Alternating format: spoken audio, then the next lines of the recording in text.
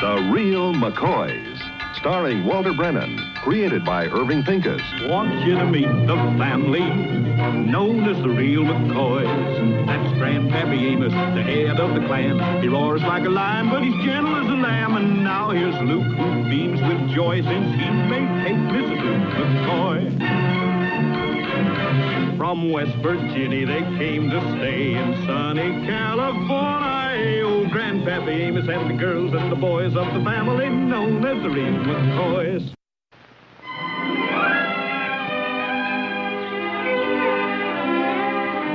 Hey, Grandpa, you better close up the stand, call it a day. It's almost time for supper anyway. Yeah, well. Hold on a minute. Looks like I got a customer coming. Yeah. It looks like one of them foreign cars. Yeah, and by the sound of it, see, you having a mighty trouble, ain't he?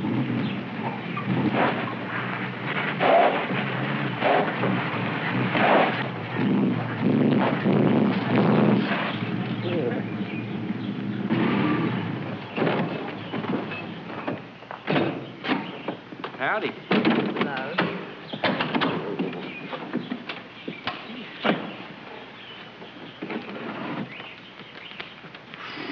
Them foreigners sure put together a fancy engine, don't they?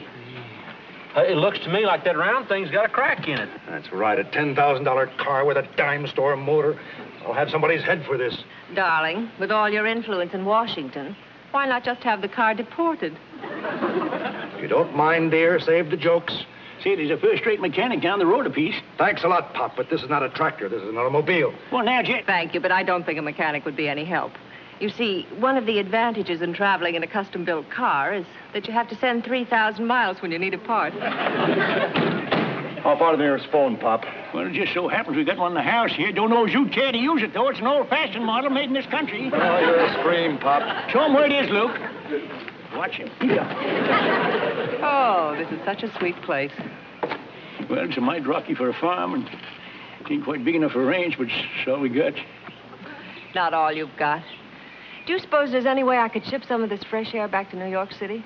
Why, don't it get out that far? Haven't you ever been there? No, I ain't. I don't cotton much to big cities. Say, I just realized I'm thirsty.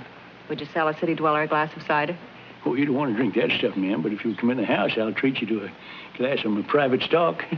That's the best offer I've had all day.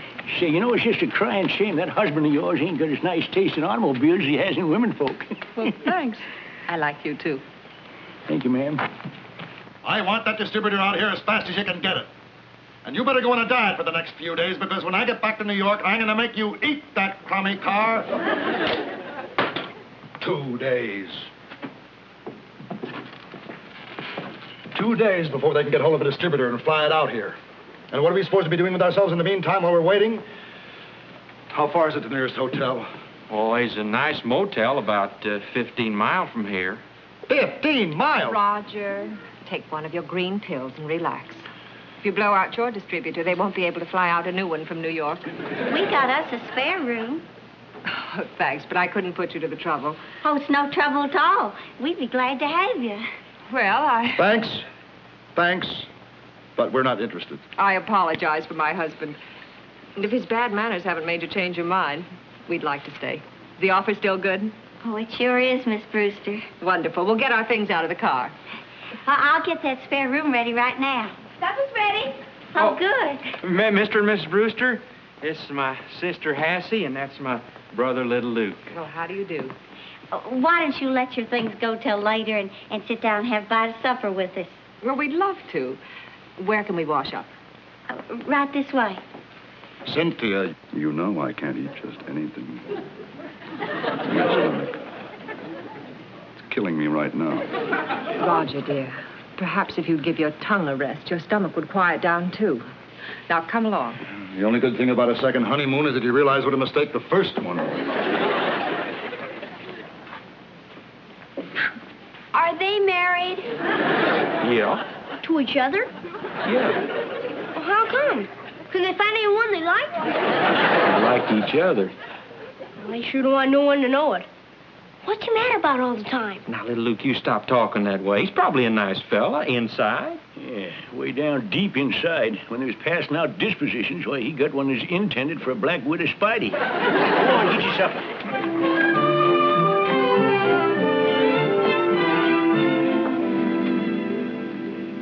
Lord, we thank you kindly for blessing this food and us that eats it.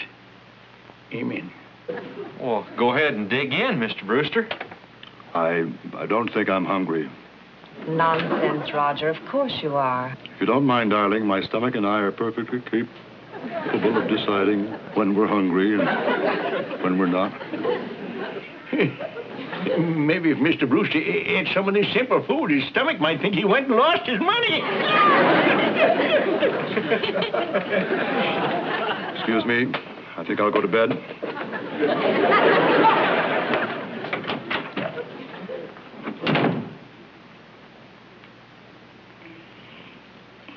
I was only fooling.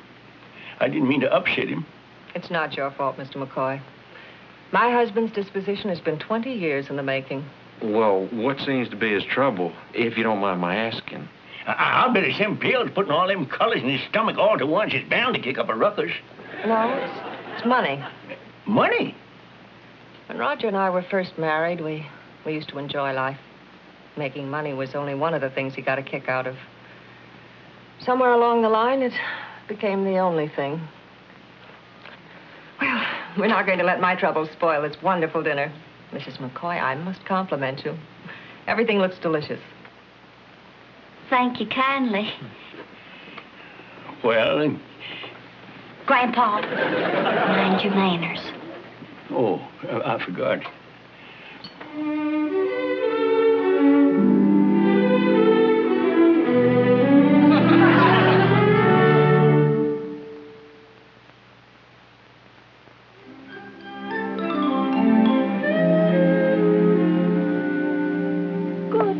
Roger?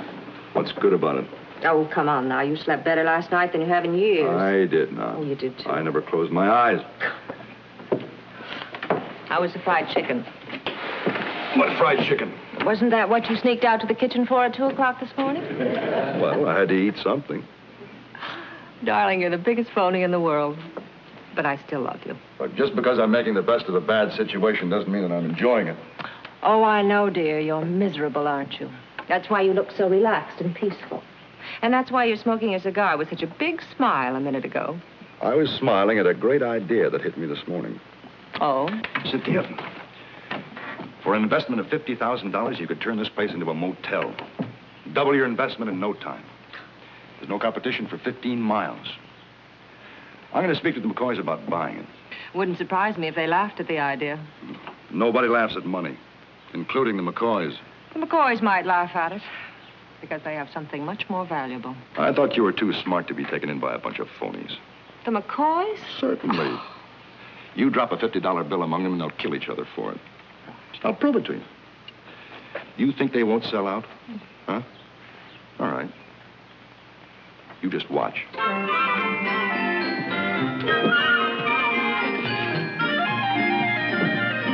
Oh, that was a wonderful dinner. Roger, I haven't seen you enjoy food that way in 20 years. Oh, you sure looking better than you did yesterday. Well, I must admit I feel much better. Have a little game of checkies, Mr. Brewster? No, thank you. You two go ahead and play. I'll just watch. You get out the checky board, Lukey. Let's have a little game, huh? I have a business proposition for you. Well, if it's about that automobile, I wouldn't give you 25 cents for it. That's very funny, but that's not exactly what I had in mind. How would you like to make, say, $10,000? $10,000? Say, you was out in the sun a little too long today, wasn't you? Here's my idea without wasting words. I want to turn this place into a motel. See, I'll buy you out. Let's get back that automobile. I'll give you 15 cents for it. I never joke about money. You just don't understand farmers, Mr. Brewster. Now, when my brother Ben started this place, he started from the bottom up. All he had was the dirt and a heart full of hope. And everything he added to that dirt gave him a lug box full of happiness you couldn't buy for $1 million. And when old Ben passed on, bless his sweat and dirty hands, he willed all that happiness to us. And we aim to hang on to it. That's a very impressive speech, Mr. McCoy. But only a fool would turn down $15,000 for this place. Well, maybe we are fools, but we're happy ones. Come on, Luke, forget that checky game now. We'll get some things to do before we turn in.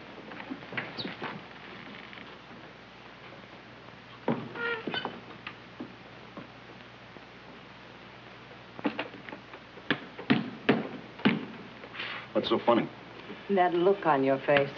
You look like a mole who's getting his first glimpse of sunlight after 20 years under the ground. Well, they just don't know, that's all. They're ignorant, but I'm not licked yet, not by a long shot. Oh, yes, you are. Why don't you just give up? Oh, Cynthia, dear, I didn't get where I am today by giving up. Those precious McCoys of yours don't have any respect for money because they never had any. They don't believe me because they don't like me. So? So, I simply give them 2 easy lessons in Dr. Brewster's course in human nature. A, to know money is to love it. And B, to know Brewster is to love him. Roger, you're wasting your time. Cynthia, you're in for an education.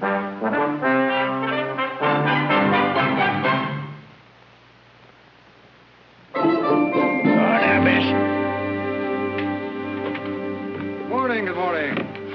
Hard at it, I see.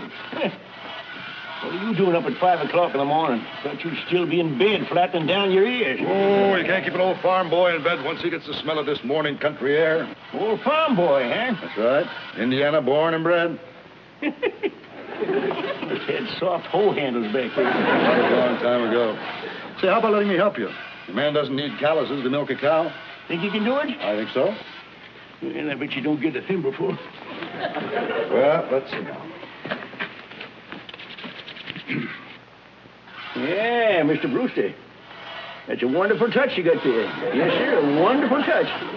You're all right, Mr. Brewster.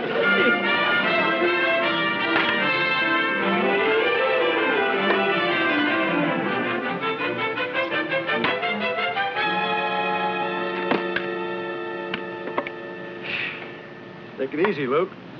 The way you're swinging that axe should be worn out before noon. Look here, Brewster. Don't be telling me how to swing one of these things. Been chopping wood since I was 5.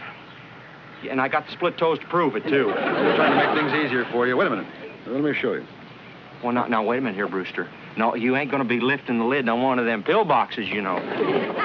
One false swing, and your wife's going to be a whole head taller than you. Hey, Brewster, you're pretty good. Luke, why don't you go in the house and take a bite of that apple pie that Kate just made? That girl sure can bake. Oh, well, thanks, but no, I better... Go ahead. I'll take care of this. Doggone it, Brewster. You're all right.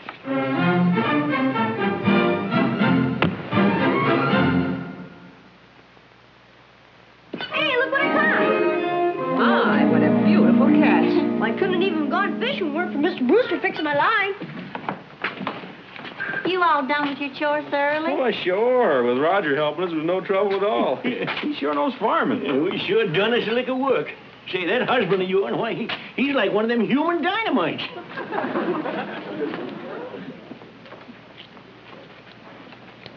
To know Brewster is to love him.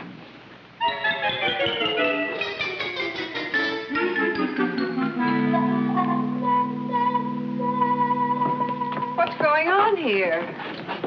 Well, darling, I just bought a few presents to show my appreciation to the McCoys. What's that? Oh, that's for you.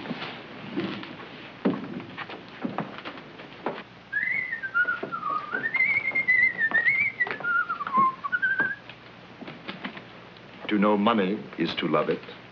If you think you can corrupt the McCoys with a few shiny gadgets, you're out of your mind.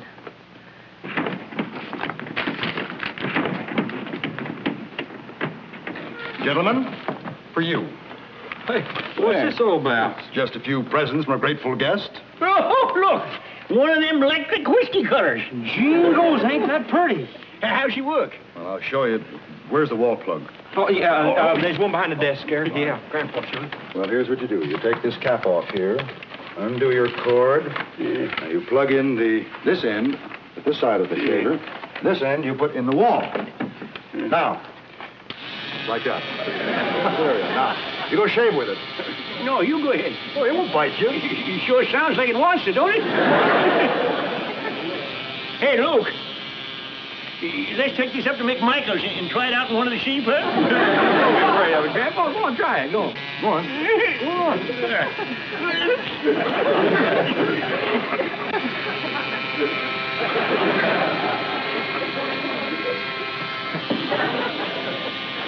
Great balls of fire. You say that's as smooth as an apple. That's the greatest invention since mail order teeth. I don't know how I'm going to thank you, Rog. No. I know. My Sunday overalls are yours. Say, I wonder if this will work on a worn-out shirt collar. Let's see what I got here. Huh? Oh, look at that, huh? Oh, it's a camera. That's the finest money can buy, Luke. And there's a very, very special lens on this one, too. See? Now, to take a picture, this is the trigger. You push down there, and you look through this little window to find your image. Right like that, you see? Yeah? Well, now, you take a picture of Grandpa. Oh, yeah. It's all loaded. Yeah? I push on this, now look, see that little hole right there. Huh? That's We go. right. Now, come on, Grandpa. I'm going to take a picture now. Now, you pose for me, huh? Now, come on, Grandpa. Smile. I got it. What bicycle's down the porch? It's yours. Mine. That's right. It's a present. Oh, boy. Oh, Hassie, that package over there on the table is for you. It's a record player. Jay. Hassie, Luke. Thanks kindly. Thank you. You're welcome. Sure was nice of you, Roger. Think nothing of it. It's just a small example of how much enjoyment money can bring into everyone's life. Come here, everybody. Come here. Look at this. Oh. Hey, look at there. Look at Luke. Not a spot on it. When I put it in the machine about 2 minutes ago, it was just full of grease. Now look at it. Feel that. All done with electricity. Oh. Hey, look at this camera here. Now we can take our own pictures. Ain't that wonderful? Why don't you take a picture of the washing machine so I can send one to my mom? Yeah, look. Take a picture of me sitting on it, shaving myself. That'll bug your eyes out. Oh, Mr. Brewster, I don't know how we're ever going to thank you for all these wonderful presents. Yeah, you sure are mighty generous, Roger. Yeah, I sure learned my lesson not to judge a man at first sight. You've got nothing to thank me for. I'm just giving you a small taste of the happiness you can buy with money. How's that? Look at this machine. It does the wash just like that. No work, no bother, no fuss. Isn't it wonderful? Well, this is just one of the many things money can buy to make your life easier. Just how long do you think your wife can stay young and pretty doing all this hard work herself? Roger, stop that. Oh, you love it when people take you for 10 years younger than you really are. Well, it doesn't come free. It costs me plenty. I think you've said enough. These people can't take too much learning of the facts of life. You still talking about us selling you this farm? That's exactly what I'm talking about. I'm giving you a chance to live a better life. And I'd advise you to think it over before you turn me down again.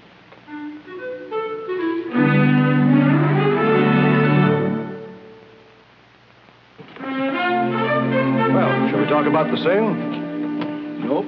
We still ain't interested in selling. Not for a long time, if ever. Are you kidding?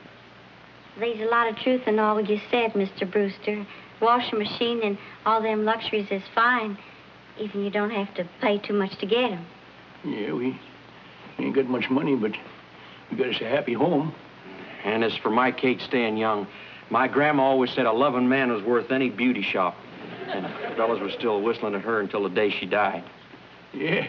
When a week went by, I didn't have 4 fights over her. Well, Professor, I want you to know that meeting you is, oh, it's been the most wonderful thing that ever happened to me. And I'll never forget you. Mr. Brewster, that was for you. The part for your car will be here this afternoon. Well, I guess we'd better pack. I'd be rightly obliged to you, ma'am, if you'd take along them presents with you. Oh, I wish you'd keep them. Well, I tell you, you get fancy things like them, we like to feel that we earned them.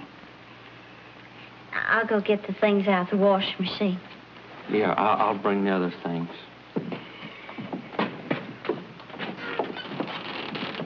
You know, you sure fooled me. Working with us hand in hand around the place like you done, why, I'd have bet next year's alfalfa crop again a jumping frog with a busted hind leg that you was really enjoying yourself. You sure fooled me.